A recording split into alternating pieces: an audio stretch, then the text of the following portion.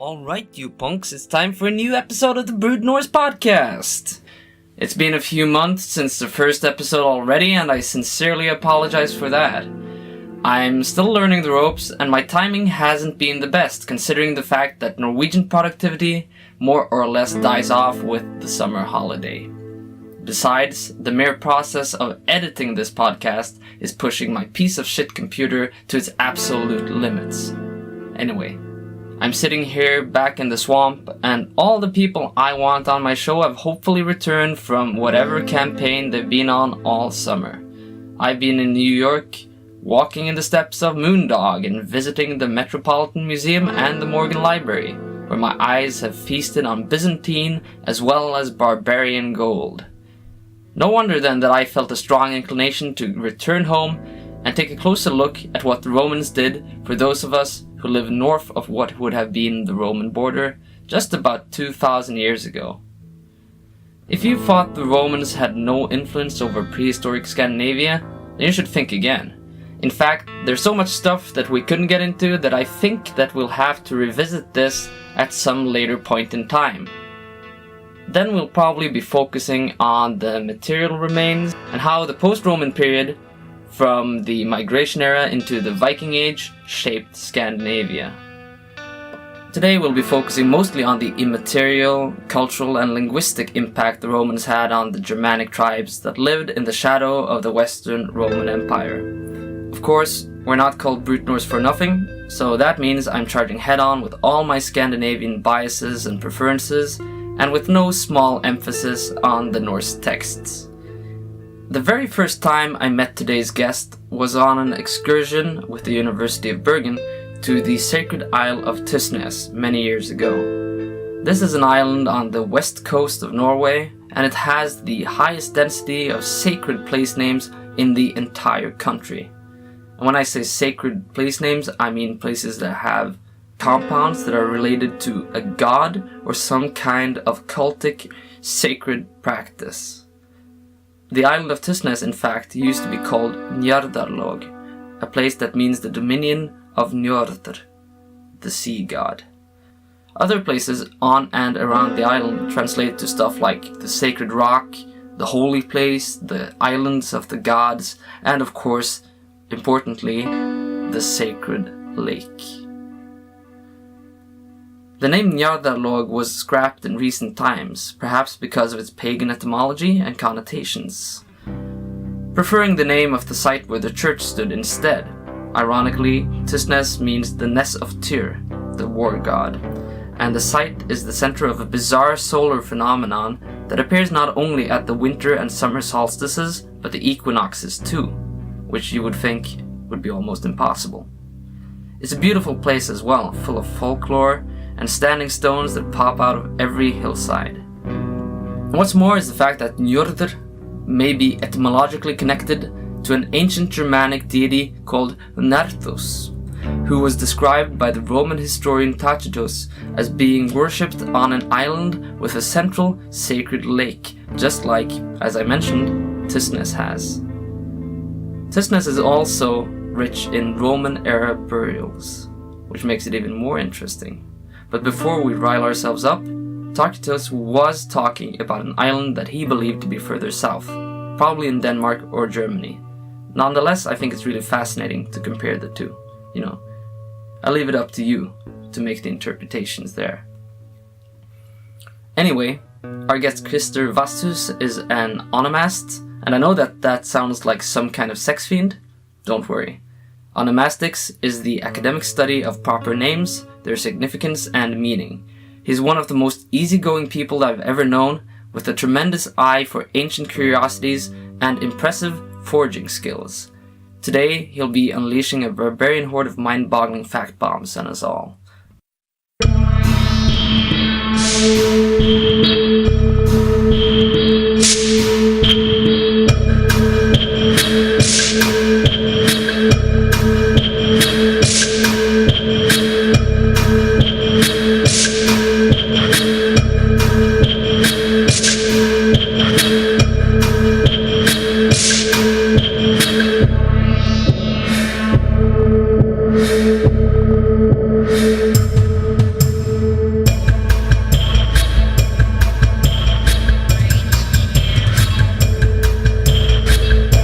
always a bit artificial when we're not only Scandinavians speaking English to each other, we're Norwegians speaking English just for the sake of you guys listening to this podcast. Yeah, that's how kind we are.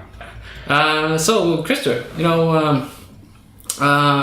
why don't you introduce yourself? Yeah, well, thank you. I'm Krister Vasshus, and I'm a PhD student in onomastic sciences at the University of Bergen, at Språksamlingen. And, well, although my field of studies at the moment is place names in Scandinavia, I've also been quite interested in pre-Christian religion, and also just, of course, the migrative period and archaeology and everything connected to North European prehistory and history, really. Yeah, so Krister is really he's an interdisciplinary scholar, according to my own heart. He's interested in archaeology, philology, etymology, and of course studying the onomastic sciences. It's place names and their etymology. You wrote your master's on sacred groves, pre-Christian sacred groves in Western Norway. And I did some interesting findings there. It's always, particularly with the sacred groves. I've been looking at place names that don't specifically state that they are sacred groves, but I actually had to look at the surrounding place names and the surrounding potentially archaeology and what have you, to see what kind of environment is this place name in, to see if I could figure out whether it's a profane name, because a grove can really just be a little tiny wood, but it can also be a place from where cultic activities took place, and according to myself, around 30% of places in Western Norway called Lund, or containing the name Lund, so it could be meaning grove, right? Yes, it means grove.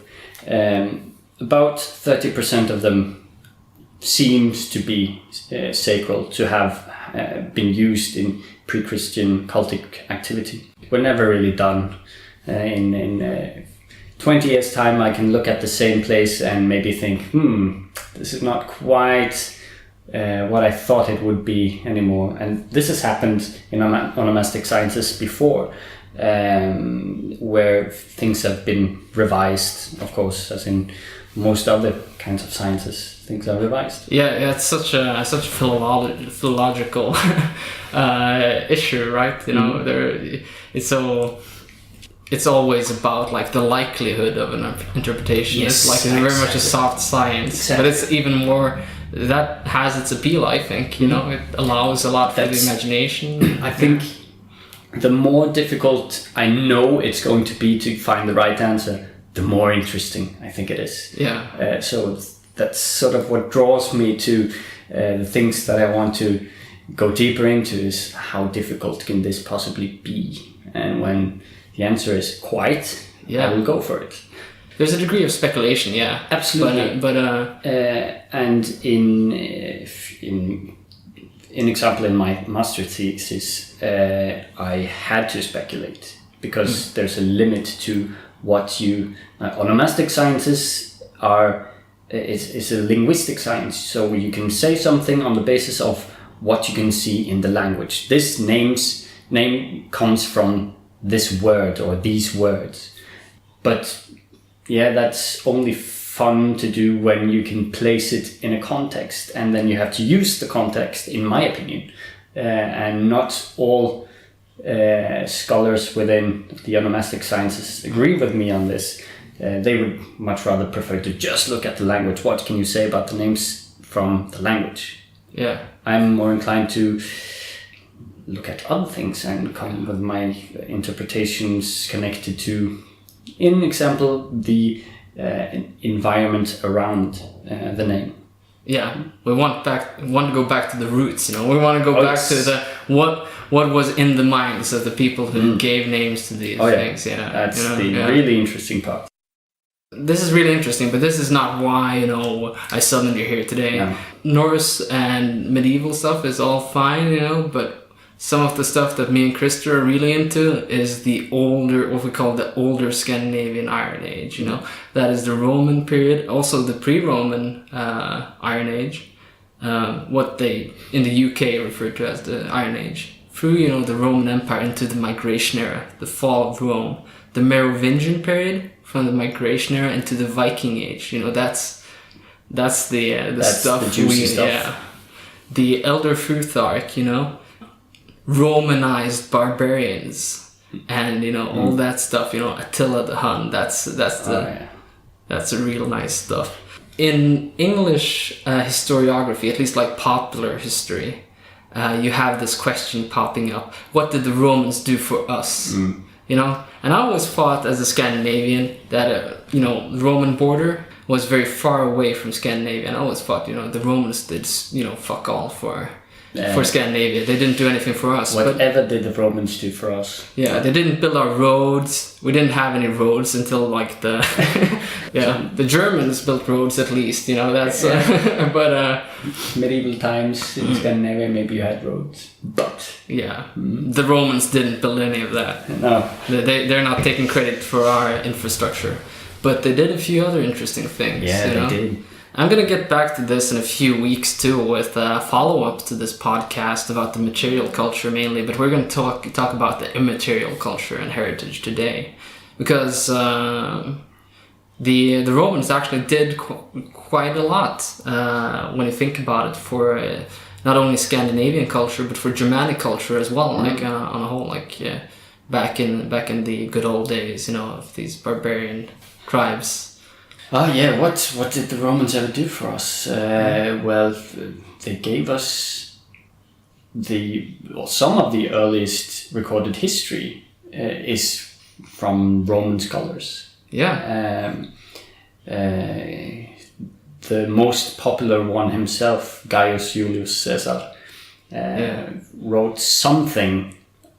Well, he called them Germanians, but whether it was Germanians or Celts, I'm not entirely sure, because his explanations about what they did diverge a bit from what, in example, Tacitus wrote a little later in the 1st century AD. And Tacitus writes some quite interesting and convincingly absolutely Germanic things. He described some of the gods the Germanians worshipped, although he called them, of course, Hercules and Mercury and who else was it? Yeah, this the practice Mars. where the Romans Latinize and translate the, you know, barbarian gods and practices, like they say that what do you call it, like interpretatio Romana. Instead of saying that they, like they don't worship Thor, they worship Jupiter, or they don't worship Odin, they worship Mercury. Like so the Latin sources are kind of ignorant of the language of the Germans, but they describe their culture. Yes, they do. I read through some of his writings today, and it's always, you know, he wrote it with the the Latin people didn't really like the barbarians in the north, so a lot of what he wrote was they're completely ugly and uncivilized, and they don't they even breastfeed their own kids. I mean, and we interlope across their borders, you know, and steal their stuff. You know? Terrible people. There are absolutely some interesting recorded. Well, I mean, you say they interpreted, or the Roman interpretation and translation of names. Well, there were names of tribes, an example. Yeah, that's true. That we hear for the first time in these in these texts. An example, the Rogi tribe, which probably have given name to the island of Rügen in Germany, as well as Rogaland and Ryfylke in Norway. And this tribe is placed geographically quite far, like in Pomerania or something like this. Oh yeah. In the times of Tacitus. So that it means that there's been a migrative period since Tacitus, and that's quite interesting as well. Yeah, it's really interesting. And by the way, me and Krister, we are both from the same county in Norway. You know, we used to be tribal territories. We are both Rugians. You know? So why it's not a random example. Probably we are both biased. I used to consider myself much of a Rugian. But I think that my father's side is from Hålogaland, so I'm like Northern Norwegian. I'm an ethnic Northern Norwegian, actually.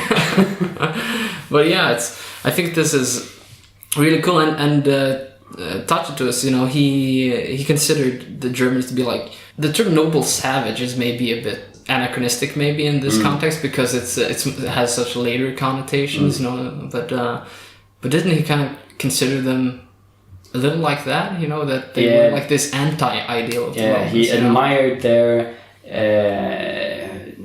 ability to stay faithful in marriage. That was one of the things that he really... The prime sin, you know, like, because the Romans are so promiscuous, you know, so the Germans, whatever it is, you know, the greatest sin is like to cheat on your spouse or whatever,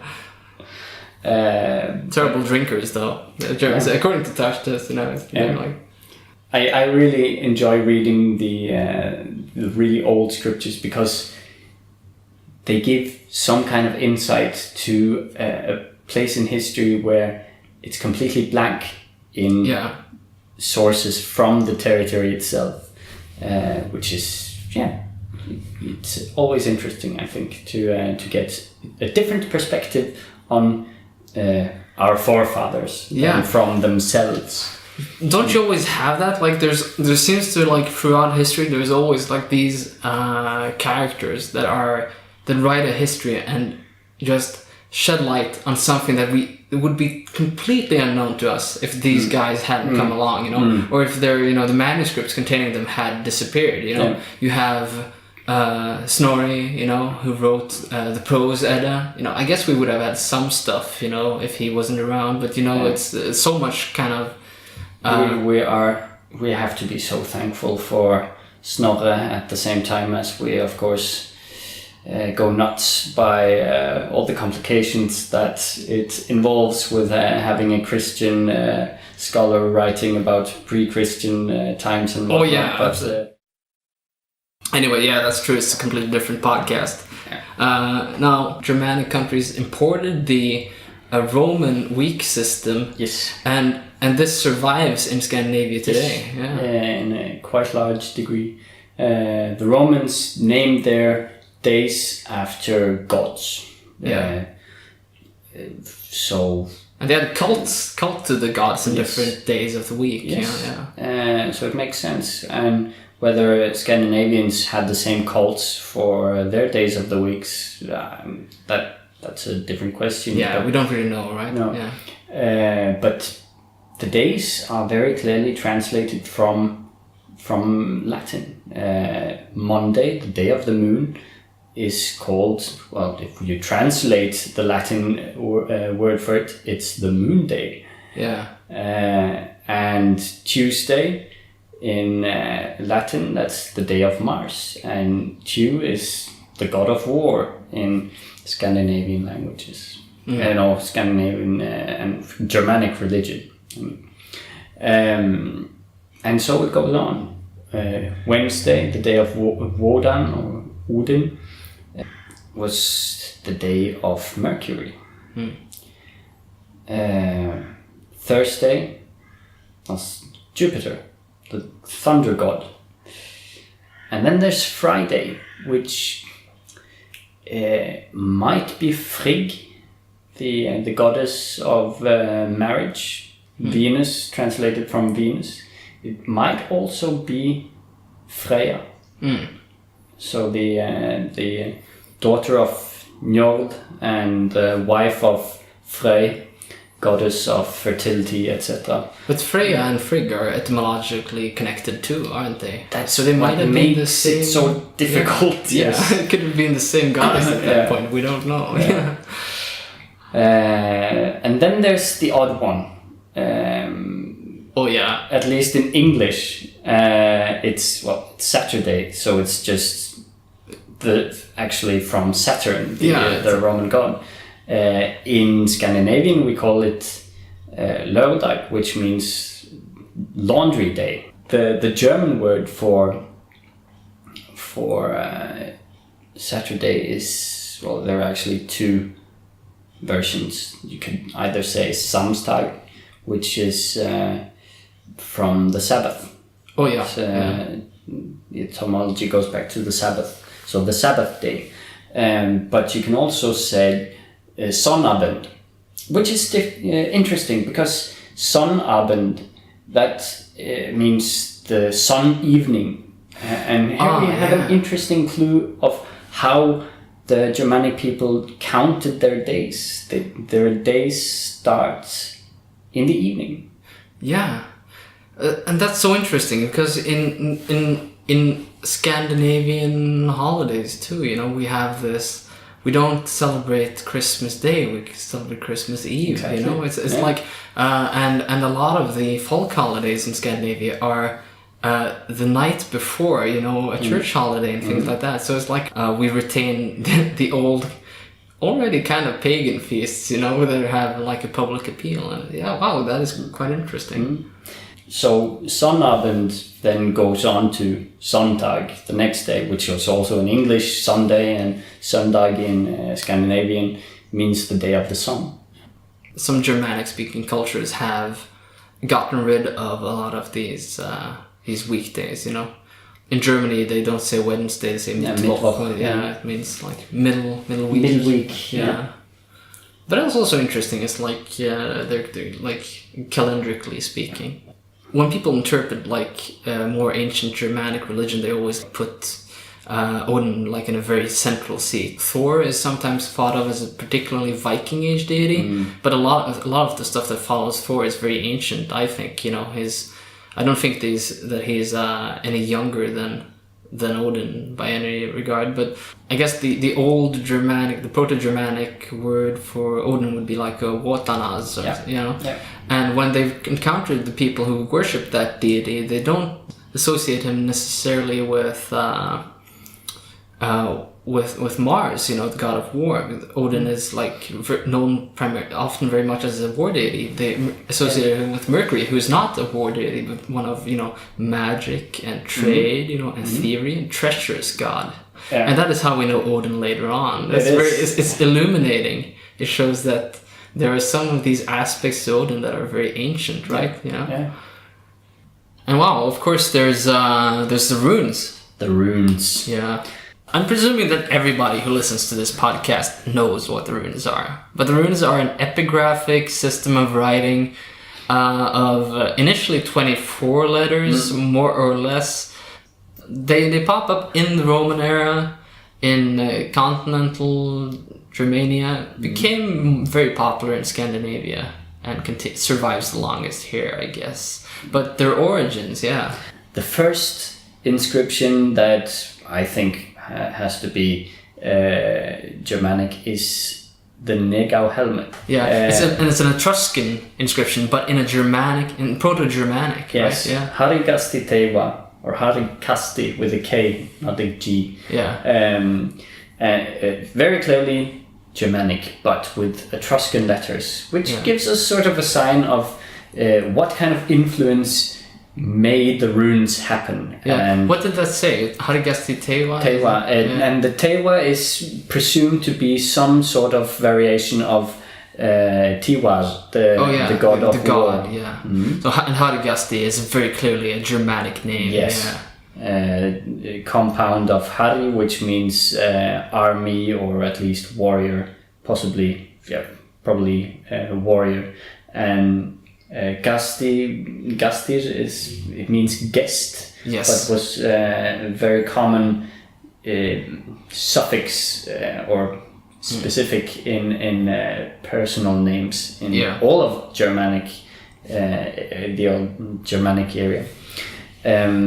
But that's also probably the earliest. At least the Nego helmets themselves are quite early compared to runic inscriptions. I think they're from 200 BC. Or something. Oh wow! But I'm quite sure the Germanic inscription is younger. I think I've heard also that the Nego helmets, they were not buried; they were just placed on the soil or there's a ton of helmets stacked on top of each other, placed out there, and they're just covered by with moss. Yeah. Oh my god! And they survive to this day. Look it up, it's amazing. Yeah. But this is whatever the dating, it's significantly older than any runic inscription. And what are the oldest? Like, I think there are some runes that are like, if we can interpret them as runes, they are pretty ancient. The first inscriptions are commonly dated to 3rd century AD. Which is, I think that's fairly early. But in a runological perspective, where runes only get kind of democratized in the late Viking Age and into the High Middle Ages, So the inscriptions in the early ages were probably something for a specific, well, not necessarily a class, but a certain group of scholars within some narrow field, usually referred to as rune magicians, at least in older runology books that I've read. I'm not sure if they're still considered as only magicians and connected to the religious and magic aspects. But that's like you also have the migrationary inscriptions that are like ek erilaj, I the erilaj, often very much in like scholarly literature they translate it as like I the rune master, but there's nothing about erilaj that suggests such a translation. It's and it bugs me a lot. It's so irritating. It's clearly that Erilaj is associated with a type of people that are proficient in runes. Yes. But Erilaj, I think that's like an example of scholarship being its own worst enemy. It's clouding more than it's revealing. And it's associated with the Heruli, Heruli that are these Germanic tribes, either a Germanic elite or a Germanic tribe, we're not quite sure, that are definitely active in the Roman Iron Age and in the migration era, both as friends and foes of the Romans. Yes.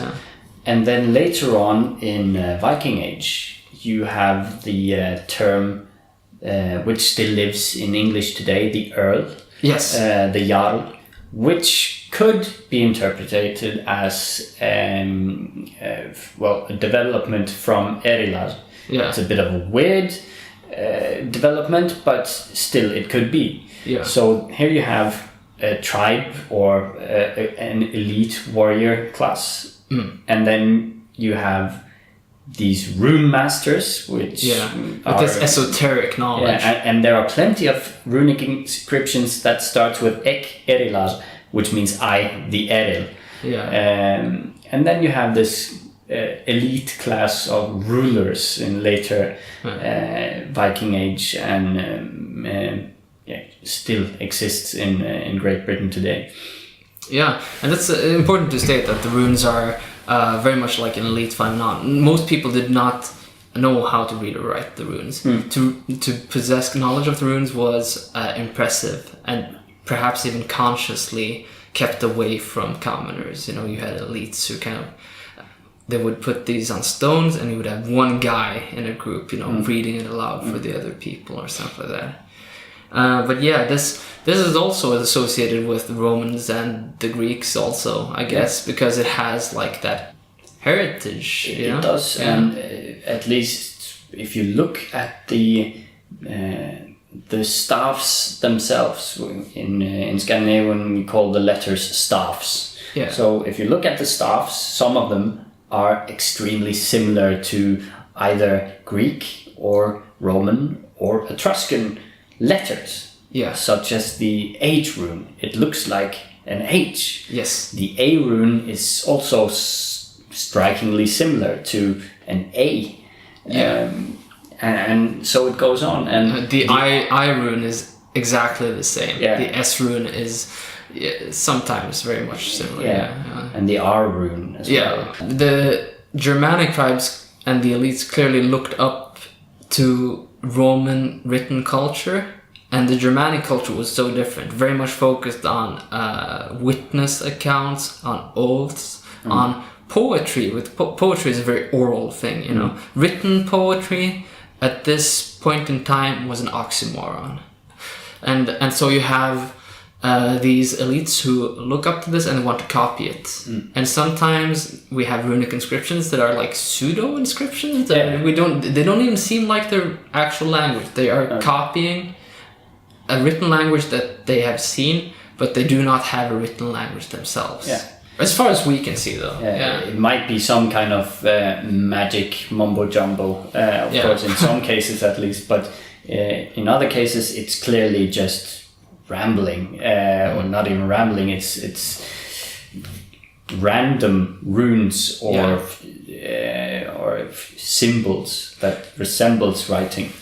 I know that many people listening to this will probably want there to be like a meaning behind these sequences of runes, and I would love that as well. I would love it. But it's also pretty cool that you have a society that is aspiring to be written, but there is absolutely no precedence for a written language in this. No. And that in itself is, from a cultural perspective, extremely interesting to witness in the sources.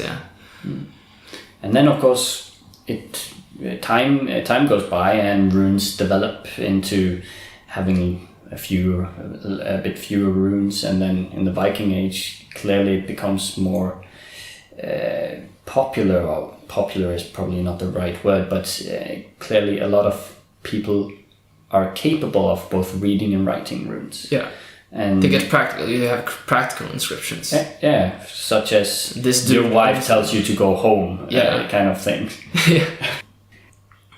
I grew up around Avaldsnes and Karmøy, which is this fabulous area, which is like an archaeological treasure trove.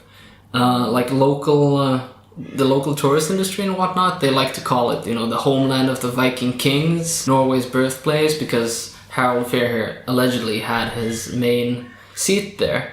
But when it comes to archaeology, the Viking Age is not what stands out. There's a mound called the Flagghaugen, and it means the flag mound. I think it's the most gold-dense burial mound in all of Scandinavia. Wow. And it contains a lot of Roman items. This is a Roman Iron Age one from the 3rd century. Oh, yeah. And of course, what happens, with as the Roman Empire expands, it hit all these German tribes, and they didn't expand anymore. No. But you have these tribes along the border that are being Romanized, that are inspired by Roman culture, that are attracted to it, that are importing its goods, and that are adapting to Roman culture and taking parts of the language too. Latin is, together with Greek, by far the most important exporter of loanwords into, at least in Norwegian. I'm not sure about the rest of the Germanic languages, but when it comes to Norwegian, Latin is on top, and Greek follows fairly closely by, but then you have to go half as many loanwords in the number 3 language, which I think is French. Are these recent things, or are they largely old? How is the distribution? A lot of it, of course, comes with Catholicism and the sciences in general. But some words are fairly ancient and prehistoric, such as the word cat, which Yeah. we've touched upon. You wrote a piece for the blog Yes. about that. Yes. You know, if you're a cat lover, be sure to check that out on brutenorse.com. Yeah. So there certainly are new words and concepts that are important, and even morphological endings to nomen agentis. Is that the right word? Maybe it is. Yeah. Such as the fisher, the is from Roman. So somebody who does something based on a verb. Yeah. A fisher, a shoemaker, or whatever. That's Roman. Yeah, it's interesting because you have, like for instance, you have the suffix arius. Suffix was the word I was looking for. the suffix arius, which is, you know, so blatantly Latin, you know, when you listen to it. It exists in... it exists also in Germanic languages, and for instance, you know, Miller. Old Norse is milnari, and it comes from Latin molinarius. Yeah. And this is by the way not an example that I just, you know, happen to know. This is because I read this amazing article by Anders Kalev and Olof Sundqvist called Odin and the Cult of Mithras. And it goes into, you know, that Germanic culture borrowed a lot from you know, Roman society, both in terms of political organization, but particularly things like trade and military system. And there are so many Latin loanwords from this period that are associated with military and trade. For instance, you have one very common and very, you know, prevalent example is Old Norse ketil. You know, it's the same as English kettle. It comes from katilus. It's related to, I think, you know, situla as well. You know, a Roman wine container, and those were exported en masse into Germanic society, where you had chieftains who were importing these drinkware. You have these charismatic leaders who are, you know, dousing their subjects with luxuries that are Roman. You know, who wouldn't want that fermented grape juice? Yeah, and vin. You know, Old Norse vin. Comes from, you know, a loanword into Germanic from Roman vinum, you know. Gothic has a militon, which comes from Latin militare, you know, a military. And I think this is a heavy Roman military presence, you know, bordering the areas where the Germanic tribes lived, you know. You also have, of course, the pressure against the Roman Empire, both by Germanic barbarian tribes, but also other Oriental tribes pushing in across the border. There is a Germanization of the military system, where you have a lot of Germanic mercenary armies, auxiliaries, that are coming to the Roman Empire and getting training, you know, and offering their services, and presumably they also learn Roman culture. They learn Roman words, and there's a big question here, you know. We're talking about reconstructing the pre-Christian worldview, especially like before we have written sources like the Icelandic sagas, before Snorri's Prose Edda, before we have the Poetic Edda, and before we even have Old Norse language, you know. What did Germanic religion look like? And there are certain aspects of Odin, the god of magic, eroticism, poetry, death, but very much a ruler, aristocratic god. In this article by Olof Sundqvist and Anders Kalev, they're discussing, and this is based on a book they actually published as well. You have two deities that are very similar to each other. You have Odin, and you have the Roman deity of Mithras, you know? And he was an immensely popular warrior god in the Roman Empire. He was especially popular along the Roman Germanic border. That's where you find like a lot of sanctuaries dedicated to him. So the Germanic traders and military people who were either serving for the Roman emperor and, you know, the army, or doing trade with them, would inevitably have had to met people who were believers of the god Mithras. The Mithraic mysteries, that's what we're talking about, because this is a mystery religion. You're being initiated into this religion. This is a warrior religion, so these are warriors. You're initiated into a warrior society, a brotherhood, and it's a feasting-oriented religion where you gather up in little like subterranean halls and you eat. I think they have excavated a few of them and they find a lot of chicken bones. We don't understand the archaeology behind this, but they consume a lot of chicken in the Mithraic mysteries. And all of the initiates are symbolically warriors in the army of Mithras, associated with several animals like horses and ravens, stuff that we associate also with Odin in the Viking Age, where you have this idea that metaphorically he is the leader of the army. When the warriors are seated in the mead hall and the king is distributing gold and sending out gifts, serving alcohol to his retainers, they are partaking in like sacred ceremony that is very much in parallel with Valhalla. They are symbolically the dead warriors in communion with the god in the other world. And I think this is amazingly fascinating, this concept that you have people going down there, encountering this and maybe bringing this back to Scandinavia.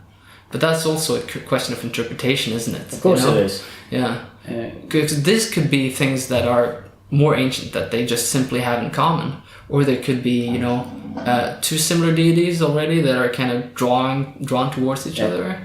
Or, what's going on here, It's so difficult to say, really. Yeah. And Odin as a deity is also so many different things. Yeah. It's impossible to place him in one box, so to say. He's both like the honorable kind of like proper warlord and ruler, but he's also kind of this subversive character that is like sticking it to the power. It's impossible to kind of place him accurately. But there's a lot of other stuff that the Romans did in terms of like, the Norse mythology. Really, you have in the heroic poetry, for example, a lot of that stuff goes on in the migration era. Yeah, much of it really does. I mean, the Volsung saga definitely stretches back to Attila the Hun. Yeah, Attila is like a villain, To be fair, it's probably a fair description as well of the actual Attila the Hun. If there is something like a Bond villain in like the Western heroic tradition, then it is him. He is definitely the best Bond villain of the migrated period.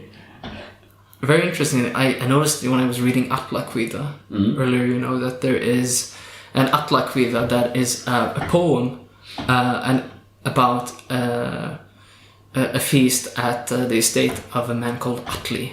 And Atli, apart from being, a very popular Scandinavian name, Atle, Atli also is Attila, He's of course the main villain in this poem, but the protagonists, they have in their possession artifacts that belong to a mythological or like a legendary character called Kiar. And I think that they believe that this is reconstructible back to Caesar via Proto-Norse Keharaj or something like that. That could make sense. And the word Kaiser in German and Kaiser in Scandinavia as well. Yes, these are all Caesar. It's all from Caesar. Kaiser. It's so interesting that like Caesar, probably at that point in time they're just referring to like this was stolen from the emperor or something like that. It's like a legend about that. It's probably not Julius Caesar, but it could be one of the later Caesars. In the, during the sack of Rome and stuff like that. Many of these heroes from the Old Norse poetry are said to be Goths and that sort of thing, and that begs a lot of questions, I think, about the oral culture, in Old Norse, because source criticism is something we always have to battle with in this. Do the sources tell a truthful tale about the past. Of course, it's a lot of this is fiction. It's legendary, but how long can a motif survive? Clearly, a long time. Yeah, because this stuff was written down in like the 1200s, right? What is this? 600, 700, 800 years after they happened, they still have a cultural memory of Attila the Hun and of Roman emperors, of Caesar, and the battles of the Goths and the Huns. That's absolutely insane. Yeah, that's quite crazy. Without a written historiography, this is all storytelling and poetry.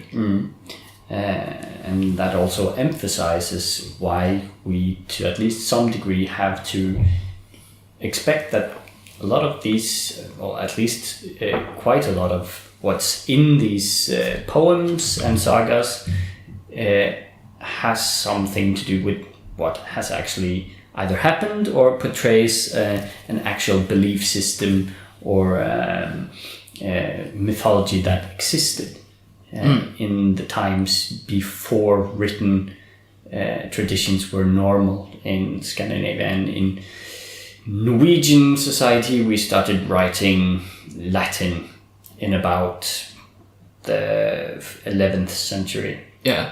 Which is, of course, late compared to Old English, which has written sources a lot earlier. It also raises the question of us and them, the idea of the nation, because Beowulf is an English poem about Danish-Swedish kings. Yeah. And the Volsung saga as well, Danish, German stuff, and the Rolf Krake saga as well, that's Danish, Swedish, and then you have these the one with the battle between the Goths and the Huns. What's it called again? Is it Helvara saga? Yes. Oh, yes. Yeah. Helvara saga, which is preserved in Old Norse. Yeah. But it doesn't take place. The closest it gets to Scandinavia is the burial mounds on Samsø. Apparently, everybody has to get buried in Kattegat. There's this. Non-Scandinavians might not be familiar with this, but there's this in Kattegat, between Sweden and Denmark. There's this tiny island, which is a hot spot in Norse mythology and legend, where everybody seems to be doing battles. There's berserkers hanging out there. There are burial mounds. The god Egir, I believe, has his house there in one source. It's just like there's so many motifs about this island, and we have no idea what is going on. What is going on? Yeah. And the super interesting thing is that it's like a cosmic center. Danes still have a relationship to Samsø, because the best potatoes, they think, comes from this island. So it's buried. Stuff that is buried at Samsø obviously still holds some really. It has some supernatural, some preternatural power. And it goes straight back to Helvara saga when they need to loot the sword of Tyrfing. I believe it's that saga. It has a piece of like a poetic stance that is one of the coolest ones, and also one of the most revealing, I think, in terms of Norse mythology. Is like, I think that Halvor is standing, in her father's burial mound or something like that, and she says that it seems to me that I am standing between worlds.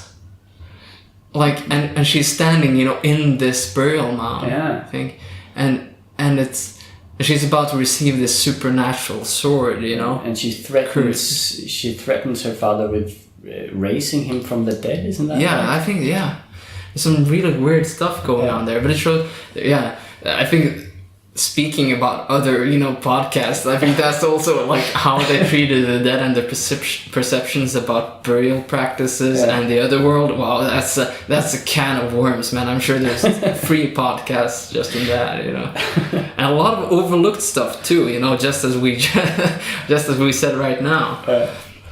But yeah, wow, man. There's what you just to go back to what you said about the like the us and them perspective, because that's pretty cool. You know, because there's another word that I don't think we got it from Latin at all, but there's a word that was used originally against the Romans, probably. You know, walhas.